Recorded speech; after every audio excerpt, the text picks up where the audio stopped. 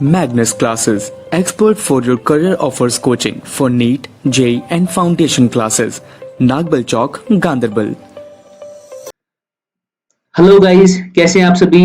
Guys, आज के lecture में हम क्लास 9th का chapter diversity in living organisms पढ़ने वाले हैं। आप याद रख लीजिए, पूरा का पूरा चैप्टर मैं यहाँ पे कवर करूंगा, ओके। और उसके साथ साथ ही कुछ ऐसे पॉइंट्स भी बताऊंगा जो कि आपको हेल्प करेंगे क्वेश्चन सॉल्व करने में, ठीक है।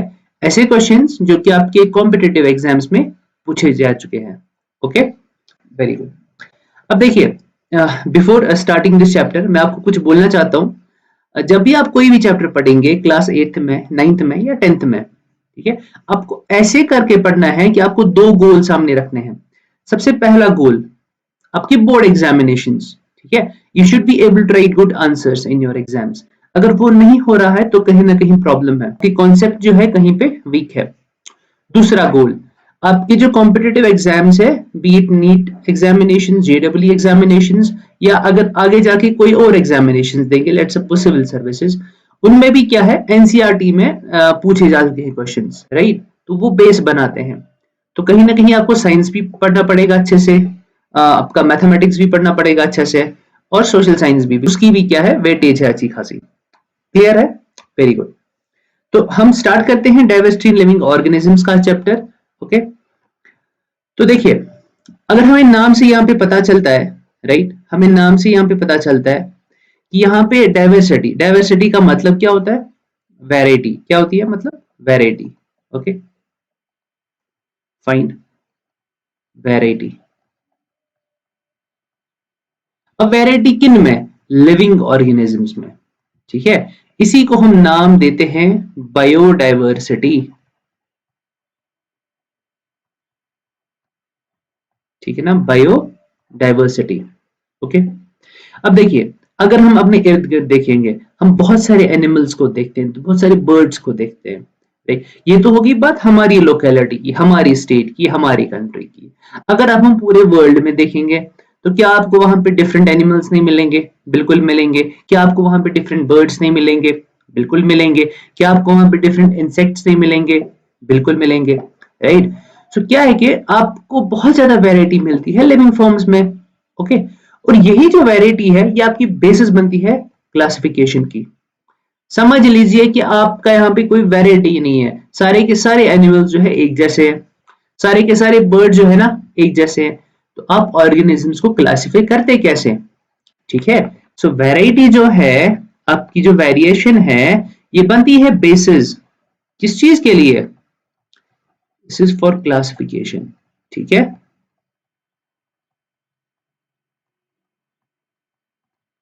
Okay, very good. अब देख लीजिए, जब हमने सर्वे किया है, सो हमें फाउंड आउट हुआ कि there are 2 million species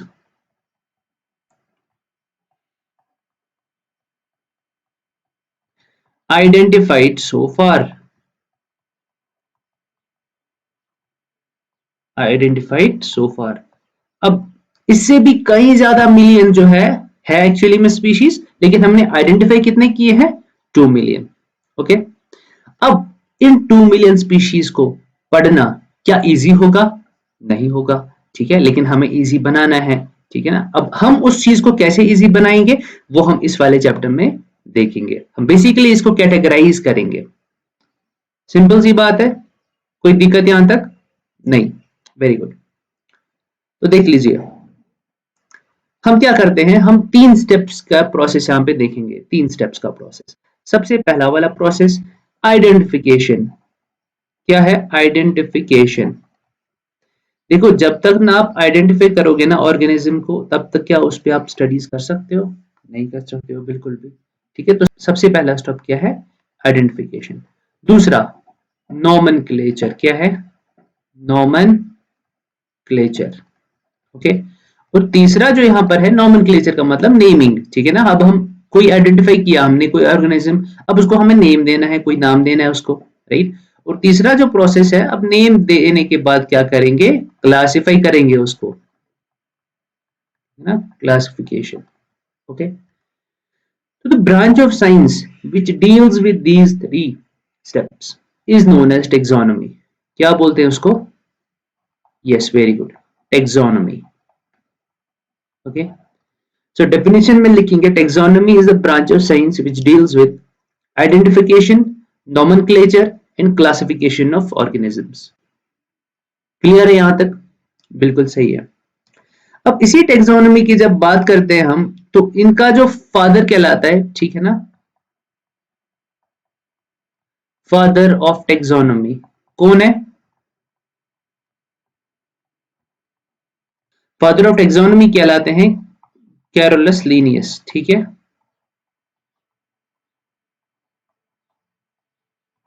okay, अब यही कार्लस लीनियस जो है नेक्स्ट हम बाइनोमियल नोमेनक्लेचर में भी पढ़ेंगे, इन्होंने वो दिया था। ओके, यहां तक आपको समझ आया?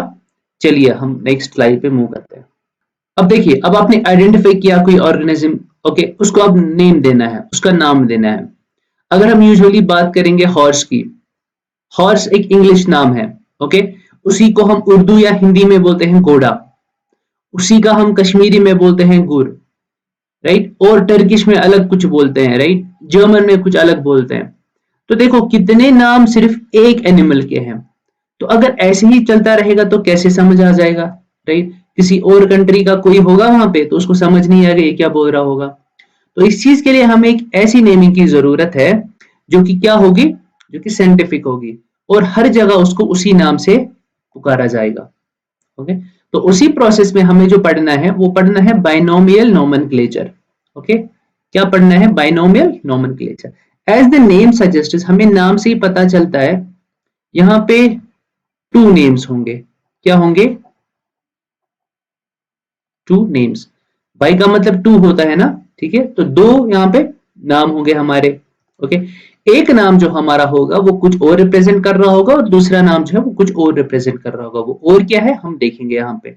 सबसे पहले बाइनोमियल नोमेनक्लेचर किसने प्रपोज किया था? हाँ जी, उसी ने, कार्लस लीनियस ने। ओके, अब इसमें हमने क्या किया, इसमें हमने बोला हम किसी भी ऑर्गेनिज्म के दो नाम देंगे।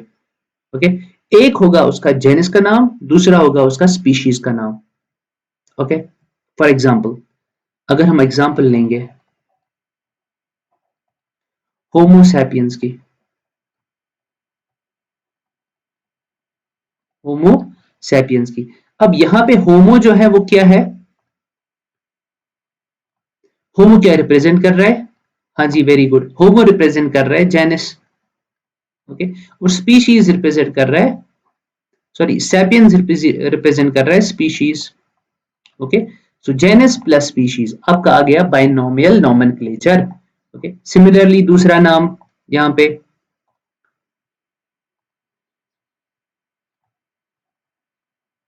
राना टिगरीना, ये जो नाम है ये फ्रॉग का नाम है। जैसे होमोसेपियंस हम ह्यूमन बींग्स का नाम है, ओके, ऐसे ही राना टिगरीना जो है वो किन का नाम है? फ्रॉग्स का नाम है। Okay, very good, sorry I selected the wrong colour, right. यहाँ पे ये राना जो है रिप्रेजेंट कर रहा है इसका जेनस क्या है, और ये रिप्रेजेंट कर रहा है इसका स्पीशीज क्या है। ये जेनस क्या है, स्पीशीज क्या है, हम पढ़ेंगे, तो इसका कोई टेंशन नहीं लेना है। ओके, चलिए, अभी हमने देखो आइडेंटिफाई किया ऑर्गेनिज्म, उसके बाद हमने उसका नाम दिया, राइट। अब हम उसको क्या करेंगे? क्लासिफाई करेंगे। ओके, डिफरेंट डिफरेंट कैटेगरीज में क्लासिफाई करेंगे और फिर हमारा काम यहाँ पे इजी हो जाएगा। अब सबसे पहली बात है, why do we need classification, right? Why do we need to classify? हमें सबसे पहले क्लासिफाई क्यों करना है? ओके, देखिए, मैंने आपको बोला 2 मिलियन स्पीशीज जो है ना वो ऑलरेडी आइडेंटिफाई हुए हैं। तो अगर आप उन 2 मिलियन स्पीशीज को अलग से आप उनके कैरेक्टर्स लिखोगे, इसका ये है, इसका ये है, याद रखोगे, तो it will be very very very hectic. समझ आई बात? One second.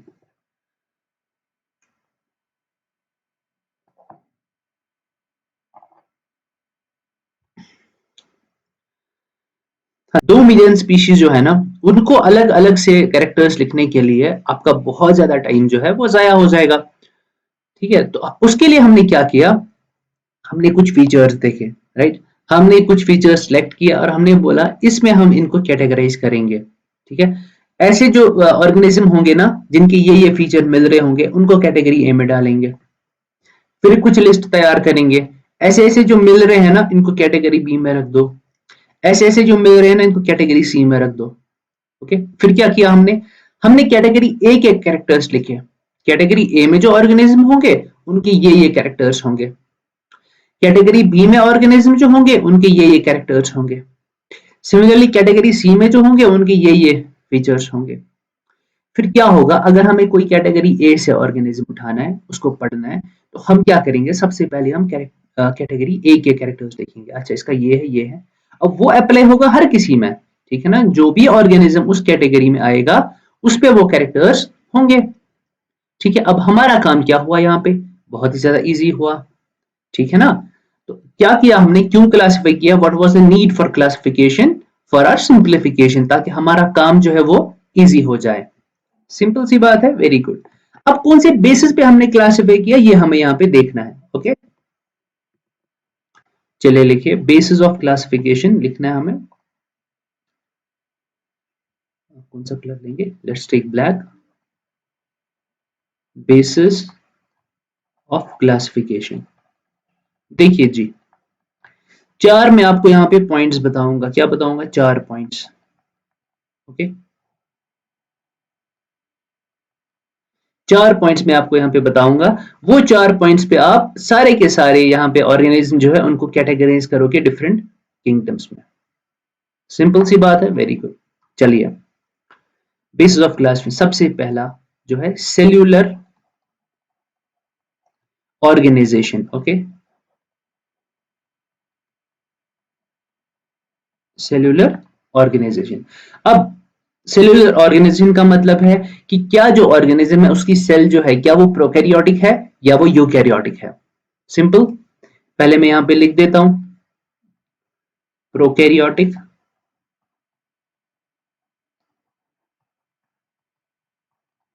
और यूकैरियोटिक। आपने ऑलरेडी सेल वाले चैप्टर में जो है पढ़ा है, क्लास 8th में भी और 9th में भी। ओके, दूसरा जो हमारा यहाँ पे बेसिस है क्लासिफिकेशन का वो है बॉडी ऑर्गेनाइजेशन। वन सेकेंड, थोड़ा सा कलर डिफरेंट लेंगे ताकि ये डिफरेंशिएट हो जाए आराम से।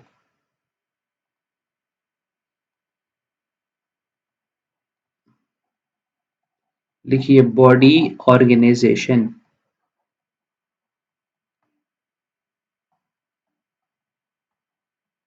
अब बॉडी ऑर्गेनाइजेशन का मतलब क्या है कि क्या वो यूनिसेल्यूलर है वो ऑर्गेनिज्म, और या वो मल्टी सेल्यूलर है। सिंपल सी बात है, जैसे कि हम देखते हैं अमीबा, राइट, वो सारे के सारे क्या है, वो है यूनिसेल्यूलर, और हम क्या है, हम है मल्टी सेल्यूलर। ओके, तो on the basis of body organisation हमने उसको दो में डिवाइड किया, right. On the basis of that हम क्लासिफाई करेंगे यूनिसेल्यूलर में और मल्टी सेल्यूलर में। फिर देखिए तीसरा, यहाँ पे हम देखेंगे सेल वॉल।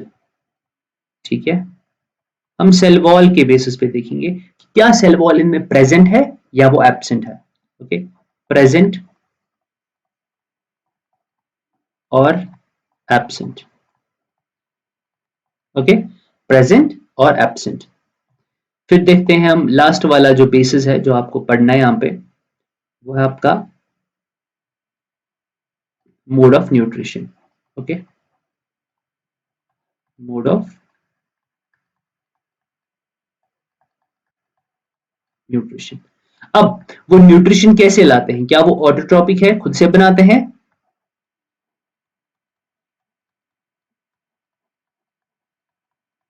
और वो हेटेरोट्रॉपिक है, वो कहीं से दूसरों से अचीव करते हैं, दूसरों से लाते हैं। ठीक है ना।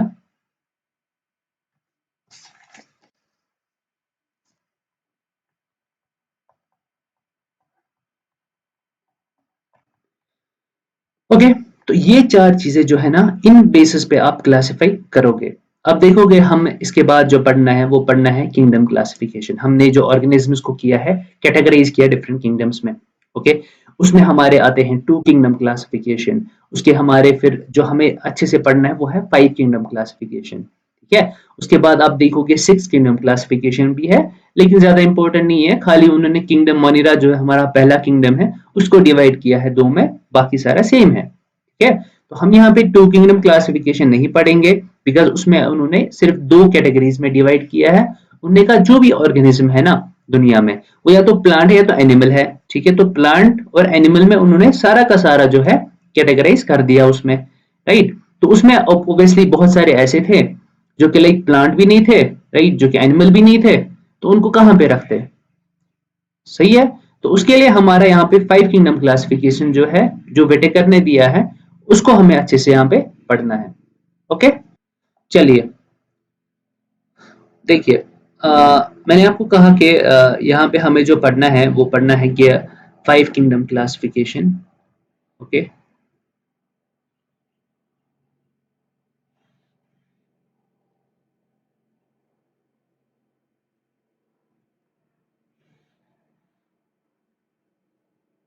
Classification by Robert Robert Whittaker. Okay,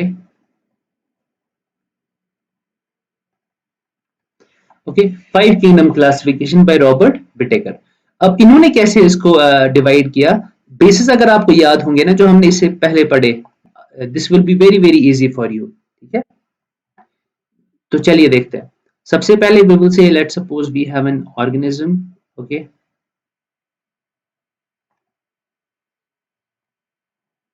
देखिए सबसे पहला वाला स्टेप आप याद करिए क्या था? सेलुलर ऑर्गेनाइजेशन था। ठीक है, तो ऑर्गेनिज्म को आप एक तो प्रोकैरियोटिक में डिफाइन करेंगे, डिवाइड करेंगे, और यूकैरियोटिक में डिवाइड करेंगे।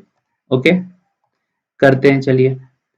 या तो ऑर्गेनिज्म यहाँ पे प्रोकैरियोटिक होंगे, या तो वो यहाँ पे यूकैरियोटिक होंगे। ओके, तो लिख दीजिए यहाँ पे प्रोकैरियोटिक। अब देखिए, और यहां से आ जाएगा यूकैरियोटिक, उसमें तो कोई दोहराई नहीं होनी चाहिए, no confusion should be here.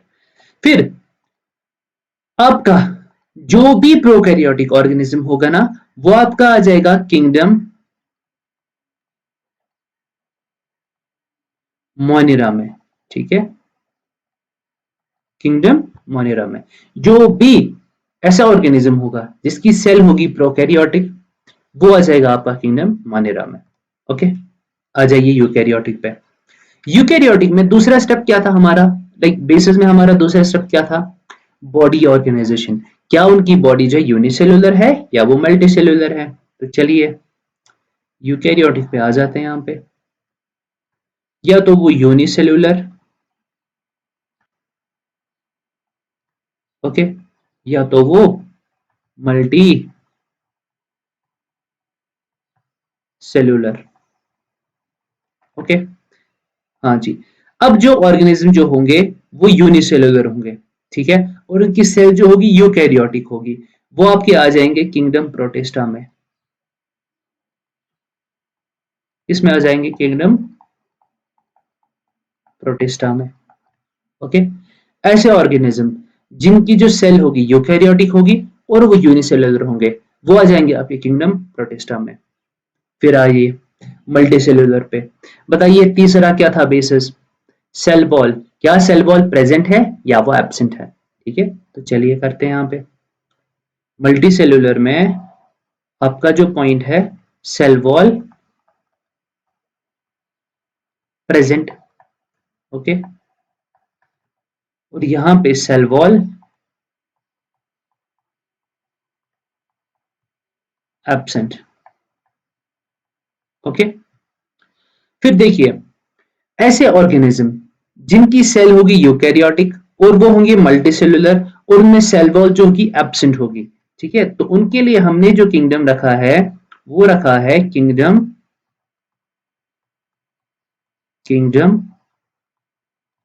Animalia. क्या रखा है? Kingdom animalia. ओके, फिर देखिए आपने 3 बेसिस यहाँ पे डिस्कस किए। ठीक है ना, आपने बोला सर सेलुलर ऑर्गेनाइजेशन, आपने बोला बॉडी ऑर्गेनाइजेशन, आपने बोला सेल वॉल प्रेजेंट है या एब्सेंट है। और तीसरा क्या था, सॉरी फोर्थ क्या था लास्ट वाला, very good, mode of nutrition. Okay, so mode of nutrition को देखते हैं यहाँ पे। देखिए, चलिए ये वाला ठीक है। या तो वो होंगे क्या, ऑटोट्रॉपिक, या होंगे वो हेटेरोट्रॉपिक। ठीक है, अगर वो हेटेरोट्रॉपिक होंगे ना, if they will be heterotrophic, heterotrophic भी बोल सकते हो या ऑटोट्रॉपिक। ओके, अगर ऐसे ऑर्गेनिज्म जिनका मोड ऑफ न्यूट्रिशन जो है वो है हेटेरोट्रॉपिक, उनकी सेल वॉल प्रेजेंट है, वो मल्टीसेलुलर है, उनकी सेल जो है यूकैरियोटिक है, तो वो आपके आ जाएंगे किंगडम फंगाई में। ठीक है,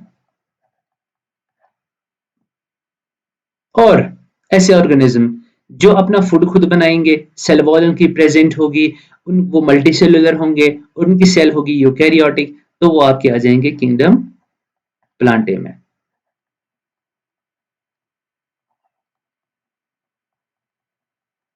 ओके, किंगडम प्लांटे में। तो अब आपके आगे सारे के सारे किंगडम बताइए। बिल्कुल आगे, 5 आ गए ना, कौन कौन सा आ गया, चलिए देखते हैं यहाँ पे। देखो बेटा, सबसे पहले आपका आ जाएगा किंगडम मनीरा, दूसरा आपका आ जाएगा यहाँ पे जो कि आया यहाँ पे किंगडम प्रोटिस्टा, इसी हम फ्लो में पढ़ेंगे। ठीक है, तीसरा kingdom fungi, fourth one kingdom Plantae, and fifth one kingdom animalia. ठीक है, तो ये 5 किंगडम जो है, इन 5 किंगडम्स में सारे के सारे ऑर्गेनिजम्स को हमने कैटेगराइज किया है, क्लासिफाई किया है।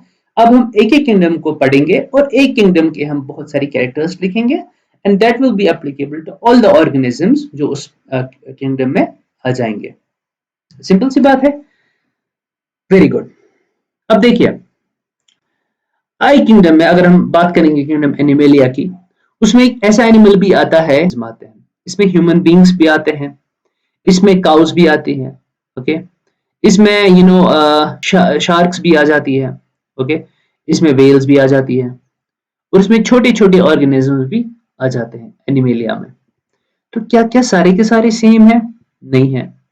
ठीक है ना, कॉर्डेट्स भी आ जाते हैं, नॉन कॉर्डेट्स भी आ जाते हैं। तो उसके बाद हमने क्या किया, उसके बाद किंगडम्स को भी हमने डिफरेंट डिफरेंट कैटेगरीज में डिवाइड किया है। ओके, तो वो क्या है वो हम देखेंगे यहाँ पे। चलिए, सबसे बड़ा जो हमारा क्लासिफिकेशन है, बड़ी कैटेगरी जो थी वो क्या थी, हमारी जो यहाँ पे सबसे बड़ी कैटेगरी है वो क्या है, वो है किंगडम।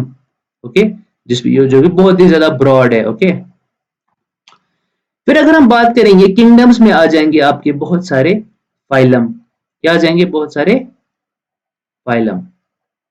ओके, सही बात है, मींस बहुत सारे फाइलम जब कंबाइंड होंगे वो बनाएंगे आपका किंगडम।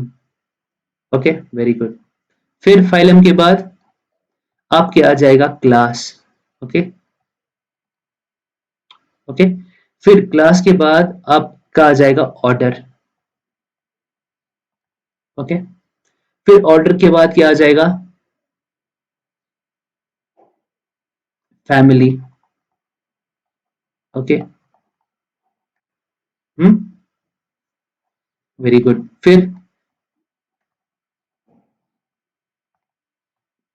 और फिर जेनस में क्या आ जाएगा, जेनस के बाद स्पीशीज। Okay, species. ठीक है, तो देख लो, बहुत सारे स्पीशीज जब मिलेंगे ना, बहुत सारे स्पीशीज जब मिलेंगे वो क्या बनाएंगे आपका, यस, वो बनाएंगे आपका जेनस। और बहुत सारे जेनस जब मिलेंगे वो क्या बनाएंगे, फैमिली। बहुत सारी फैमिलीज जब मिलेंगी वो क्या बनाएंगी, ऑर्डर। और बहुत सारे ऑर्डर जब मिलेंगे वो बनाएंगे क्लास, फिर बहुत सारे क्लास जब मिलेंगे वो बनाएंगे फाइलम, फिर बहुत सारे फाइलम जो है वो बनाएंगे किंगडम। अब आपको ये ऐसे ही सीक्वेंस में याद रखना है, तो कैसे याद रखोगे, उसके लिए जो नेमोनिक है वो ऐसे ऐसे कुछ रहेगा, kids prefer chocolate over full grilled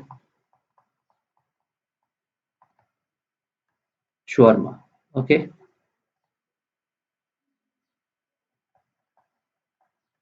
okay, Kids prefer chocolate over full grilled shawarma. So K stands for kingdom, P stands for phylum, C stands for class, O stands for order, F stands for family, G stands for genus, and S stands for species.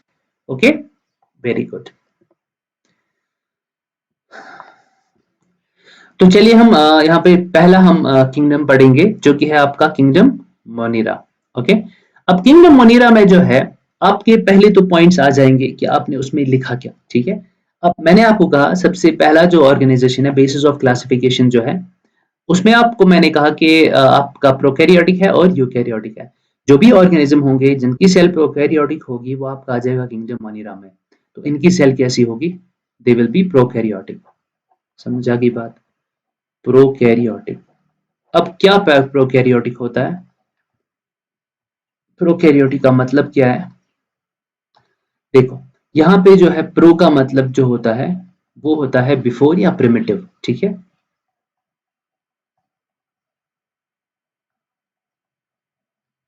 Okay, फिर carry on का मतलब जो होता है वो होता है nucleus. क्या होता है, nucleus. Okay, before nucleus, primitive nucleus. Okay, अब प्रोकैरियोटिक जो होंगे ना दे विल बी लैकिंग। ठीक है, प्रोकैरियोटिक में जो होंगे ना मेम्ब्रेन बाउंड ऑर्गेनल्स वो एब्सेंट होते हैं। ठीक है, सो इसमें आप लिख सकते हो ये वाला पॉइंट कि membrane bound organelles, membrane bound organelles are absent. ठीक है ना, आर एब्सेंट। बहुत ही ज्यादा सिंपल टाइप होता है, लाइक उनमें कोई ऑर्गेनल्स नहीं होता है डिफरेंट सारी, न्यूक्लियस भी नहीं होता है, वहां पे एक न्यूक्लियोइड होता है। ओके, तो ये सारा का सारा आप लिख सकते हो किसमें, प्रोकैरियोटिक सेल में। ओके, दूसरा हम क्या पढ़ते थे उसमें जी, बॉडी ऑर्गेनाइजेशन। Very good. और बॉडी ऑर्गेनाइजेशन में हम क्या देखते थे कि क्या ये यूनिसेल्युलर है या मल्टी सेल्युलर है। ओके, तो क्या है ये, they are mostly unicellular. Okay, वो लिख लीजिए आप, unicellular but some are multicellular. ठीक है, बट सम आर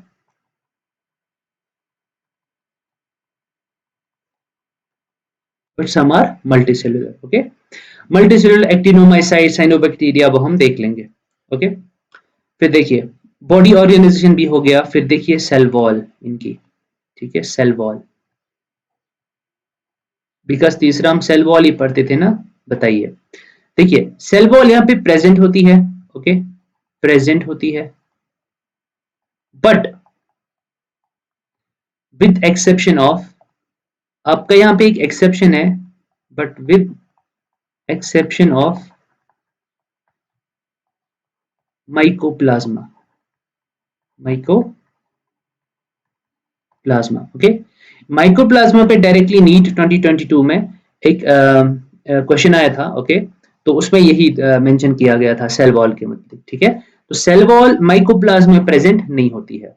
ओके, चलिए देखिए अगला पॉइंट इसका, mode of nutrition. Okay, mode of nutrition, चौथा तो मोड ऑफ न्यूट्रिशन ही है ना, तो वो क्या है,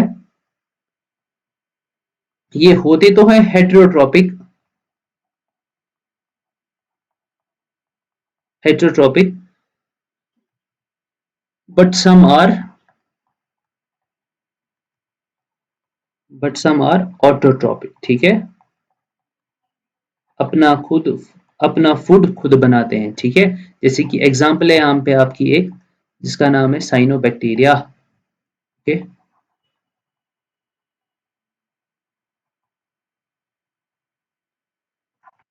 क्लियर है गाइस, वेरी गुड। फिर उसके बाद हम देखेंगे इनका reproduction,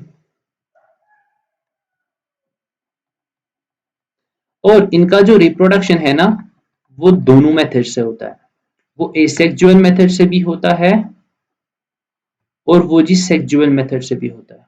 okay, obviously sexual method जो होता है इट इज वेरी डिफरेंट जब हम पढ़ेंगे कॉम्प्लेक्स ऑर्गेनिजम्स की। चलिए इसके कुछ पॉइंट्स देखते हैं। देखिए सबसे पहले प्रोकैरियोटिक होगा, यूनिसेलुलर होते हैं but actinomycetes and some cyanobacteria are multicellular. ठीक है।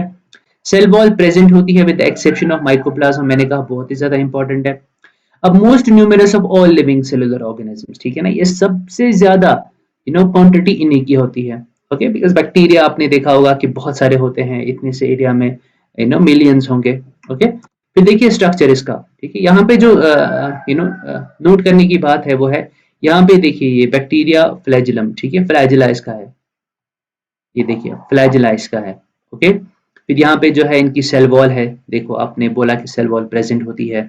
ओके, फिर देखिए ये यहाँ पे न्यूक्लियस नहीं होता है, यहाँ पे न्यूक्लियोइड होता है, न्यूक्लियोइड होता है यहाँ पे।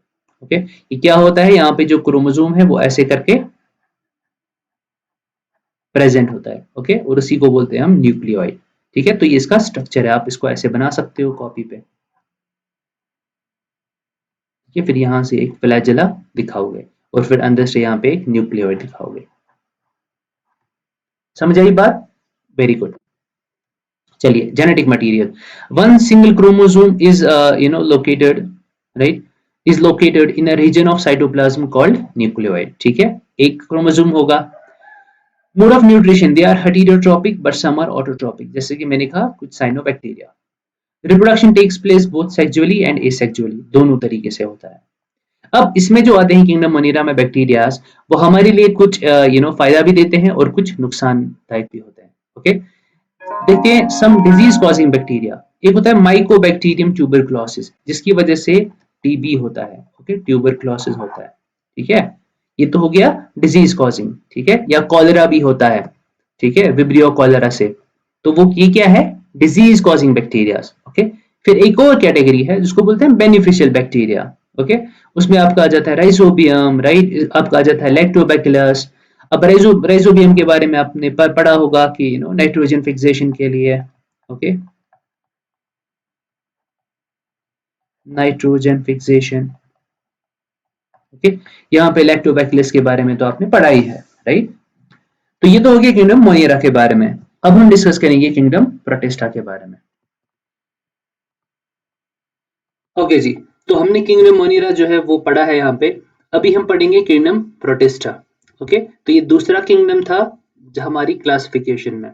तो इसमें भी हम वही प्रोसीजर फॉलो करेंगे, वही बेसिस ऑफ क्लासिफिकेशन जो हमने रखी है, उन्हीं पॉइंट्स को हम यहाँ पे रखेंगे। तो सबसे पहले we use to say that cellular organisation. अब देखिए cellular organisation,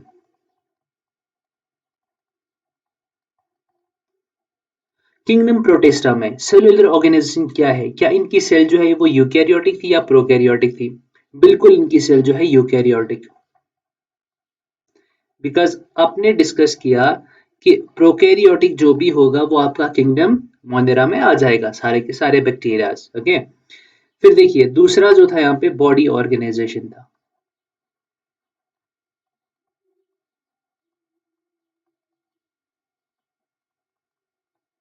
body organisation, right, क्या ये यूनिसेल्युलर है या मल्टीसेल्युलर है?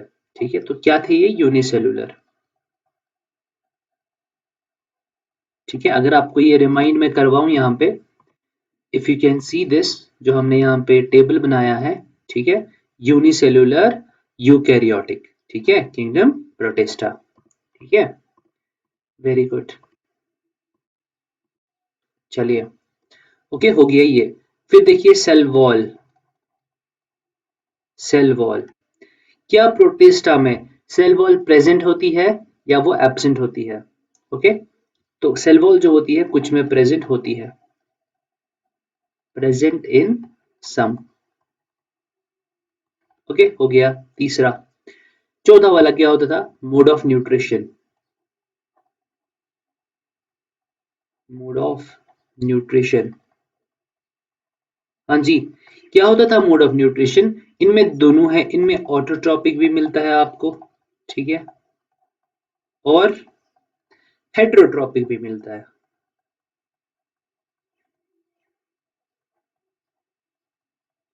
Cool guys, very good. Autotrophic मिलता है और हेटेरोट्रॉपिक भी, ऑटोट्रॉपिक एंड हेटेरोट्रॉपिक।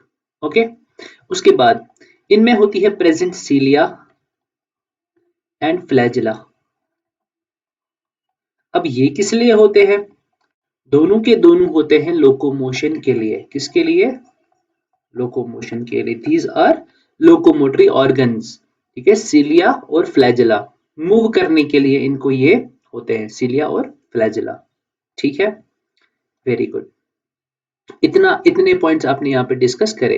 अब देख लो, जैसे कि आपने मनेरा के बारे में देख लिया कि कुछ जो होते हैं ह्यूमंस के लिए बेनिफिशियल होते हैं और कुछ हार्मफुल होते हैं। समझ आई बात? तो यहाँ पे भी आपके क्या होते हैं, कुछ होते हैं बेनिफिशियल और कुछ होते हैं harmful. Okay, some are beneficial to humans and some are harmful. Okay, clear है? बहुत ही बढ़िया। अब एग्जाम्पल्स कुछ देखते हैं। फॉर एग्जाम्पल देखिए, अमीबा। ओके, अमीबा जो है एक प्रोटिस्टा की एग्जाम्पल है। अमीबा यूनिसेल्युलर है, एक ही सेल होती है, लेकिन है यूकैरियोटिक। ओके, उनमें जो है सेल ऑर्गेनेल्स जो होते हैं प्रेजेंट होते हैं। ओके, सो यहाँ पे आप लिख सकते हो ये पॉइंट, ये मेम्ब्रेन bound organelles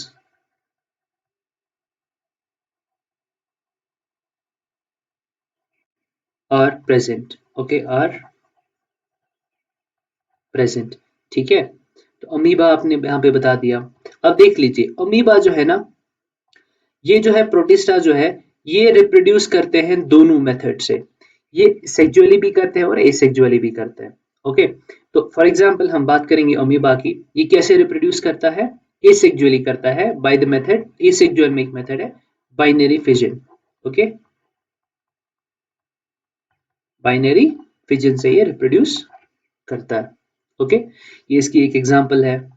फिर देखिए इसकी एग्जांपल्स, इसकी एक और एग्जांपल जो है वो है पैरामीशियम। Okay, paramecium. इसकी एक और एग्जांपल जो है वो है plasmodium,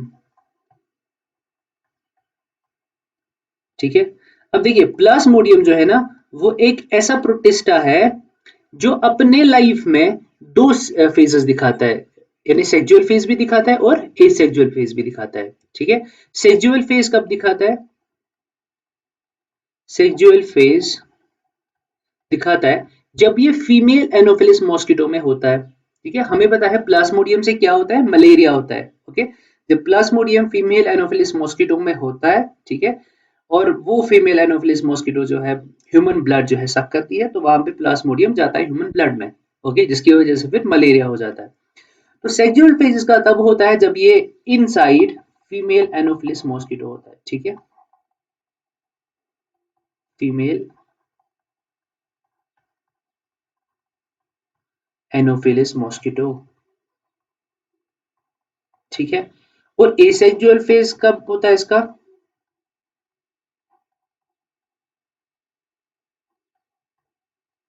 when in human blood, ठीक है, इन ह्यूमन ब्लड। क्लियर सी बात है। तो हमने देखा प्रोटिस्टा के सबसे पहले सेलुलर ऑर्गेनाइजेशन यूकैरियोटिक होते हैं, that means membrane bound cell organelles present होंगे। उसके बाद बॉडी ऑर्गेनाइजेशन देखी, हमने कहा यूनिसेल्युलर है, एक सेल के बना हुआ, एक सेल इनमें होती है। ओके, सेल वॉल कुछ में प्रेजेंट होती है। मोड ऑफ न्यूट्रिशन ऑटोट्रोपिक भी, हेटेरोट्रोपिक भी। Okay, cilia and flagella present होते हैं, ये क्या है, लोकोमोटरी ऑर्गन्स है, लोकोमोशन के लिए ये प्रेजेंट होते हैं। कुछ यहाँ पे बेनिफिशियल होते हैं ह्यूमंस के लिए और कुछ जो होते हैं हार्मफुल होते हैं। ओके, रिप्रोड्यूस कर पाते हैं दोनों मेथड से, सेक्सुअली भी और एसेक्सुअली भी। फॉर एग्जाम्पल अमीबा जो है यहाँ पे बाइनरी फिजन से रिप्रोड्यूस करता है, जो कि एसेक्सुअल मेथड है। फिर पैरामीशियम एक एग्जाम्पल है, प्लाज्मोडियम एक एग्जाम्पल है, जिसकी वजह से मलेरिया होता है। तो ये क्या हुआ, हार्म कॉजिंग, ठीक है ना, ये हार्मफुल है ह्यूमंस के लिए। कूल। अब देखिए यहाँ पे कुछ एल्गी भी जो होती है ना, वो प्रोटिस्टा में आ जाती है। ओके, कुछ यूनिसेलुलर एल्गीज जो है वो प्रोटिस्टा में आ जाती है। बिकॉज अगर हम उनको प्लांट्स में जब पढ़ते हैं, तो वहां पे हमने देखा कि वहां पे ऑर्गन्स जो होते हैं, सेक्सुअल ऑर्गन जो होते हैं मल्टी सेलुलर होते हैं, लेकिन यहाँ पे यूनिसेलुलर होते हैं। तो उनको कुछ को यहाँ पे रिप्रेजेंट, कुछ को यहाँ पे हमने लगा दिया है, ठीक है। एल्गी। ओके, चलिए इसके कुछ पॉइंट्स देखते हैं हम क्या क्या है। देखिए, सेल ऑर्गेनाइजेशन यूकैरियोटिक है, यूनिसेल्युलर है बॉडी ऑर्गेनाइजेशन, सेल वॉल कुछ में प्रेजेंट होती है, they are heterotrophic as well as autotrophic. Okay, reproduction takes place both sexual and asexually, वो हमने देख लिया, एग्जांपल भी देखी। अब लोकोमोशन के लिए इनको सीलिया एंड फ्लैजेला जरूरत होती है। Okay, some are beneficial to humans while some are harmful. कुछ एग्जांपल जो है अमीबा है, यूग्लिना है एंड पैरामीशियम है। देखिए, ये एक टिपिकल डायग्राम है एक अमीबा की, जहां पे इनके जब ये होते हैं pseudopodias. Okay, pseudopodia, false feet. Okay, फिर ये क्या करते हैं, फेगोसाइटोसिस की मदद से ये फूड वैक्यूल्स अंदर लेते हैं, उस प्रोसेस को बोलते हैं। ये हो गया अमीबा। ओके, फिर देखिए ये पैरामीशियम है,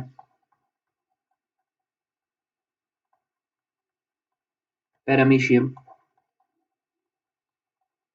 अमीबा। ओके, ठीक है। अभी किंगडम प्रोटिस्टा जो है यहाँ पे कंप्लीट होता है, अभी हम पढ़ेंगे किंगडम फंगाई। ओके, देखिए वही हम प्रोसीजर रखेंगे। सबसे पहले सेल्यूलर ऑर्गेनाइजेशन, सेल्यूलर ऑर्गेनाइजेशन क्या है जी? सेल्यूलर ऑर्गेनाइजेशन इनकी क्या, ये प्रोकैरियोटिक है, यूकैरियोटिक है? Except of kingdom Monera, except of kingdom Monera, बाकी सारे के सारे होंगे यूकैरियोटिक।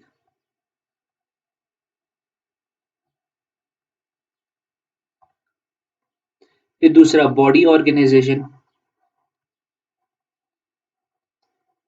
ओके, body organization में what we used to say that whether it is unicellular or it is multicellular। ठीक है, तो ये मल्टीसेल्युलर होते हैं, यूनिसेल्युलर होते हैं। ठीक है, एग्जांपल लिख लीजिए। यूनिसेल्युलर में जो यहाँ पे एग्जांपल है वो है यीस्ट। ओके, और मल्टीसेल्युलर भी होता है, एगैरिकस वगैरह। ओके, हो गया दूसरा point. Let's move to the third point which is cell wall। Well, we said that cell wall is present in this case। Okay, is present। Okay, so जो चीज भी, जो ऑर्गेनिज्म किंगडम फंगई में आ जाएंगे, उनमें सेल वॉल जो होगी present होगी। Now it is made up of, ये जो होती है सेल वॉल, ये काइटिन की बनी हुई होती है, काइटिन की बनी हुई होती है। अब ये काइटिन जो है, ये क्या सब्सटेंस है? ओके, ये किस चीज का, इसमें क्या कंटेंट्स होते हैं, ये किस चीज का बना है? जिस चीज को पता होगी वो कमेंट में अपना आंसर लिख दीजिए। ओके, काइटिन के बारे में हो गया आपका थर्ड वाला। ओके, फोर्थ वाला क्या है? Mode of nutrition. Okay, mode of nutrition, वही टेबल अगर आपको याद होगी तो आप ये 4 पॉइंट्स लिख सकते हो उसके बारे में। मोड ऑफ न्यूट्रिशन जो इनका होगा वो होगा हेट्रोट्रॉपिक। ओके, हेट्रोट्रॉपिक, अपना जो फूड है खुद नहीं बना सकते। ओके, जब अपना फूड नहीं बनाएंगे तो क्या करेंगे, कहां से लाएंगे? किसी और से लाएंगे ना। बिल्कुल सही बात है। ओके, यहाँ पे एक सिम्बायोटिक एसोसिएशन होती है, जिनको हम बोलते हैं लाइकेंस। क्या बोलते हैं? लाइकेंस। अब लाइकेंस क्या होती है? It is the symbiotic association. क्या है? सिम्बायोटिक एसोसिएशन है।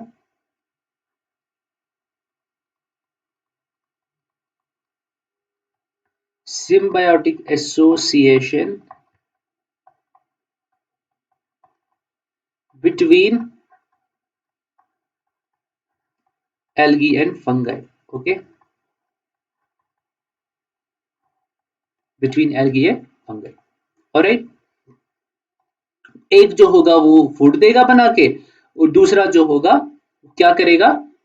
दूसरा शेल्टर देगा। ओके, अब देखिए, हेटेरोट्रॉपिक मींस अपना फूड खुद नहीं बनाएंगे। ओके, तो इसमें भी दो तरीके के होते हैं, या तो हो गए पैरासिटिक। ओके, पैरासिटिक होंगे, या होंगे सेप्रोफाइटिक। ओके, या होंगे पैरासिटिक या होंगे सेप्रोफाइटिक। अब इनकी एग्जांपल्स क्या क्या है? फॉर एग्जांपल जो कि फंगई में आते हैं, राइट? या तो आ जाएगा आपका एगैरिकस, मशरूम, ऑलराइट, इसको if we will draw like this,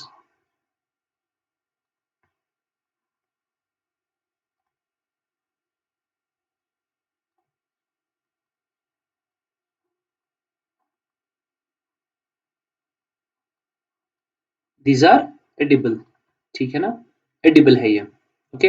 ऐसे ही जो है दूसरा यहाँ पे वो है आपका पेनिसिलियम, पेनिसिलियम, ओके, जिसको बना सकते हो ऐसे,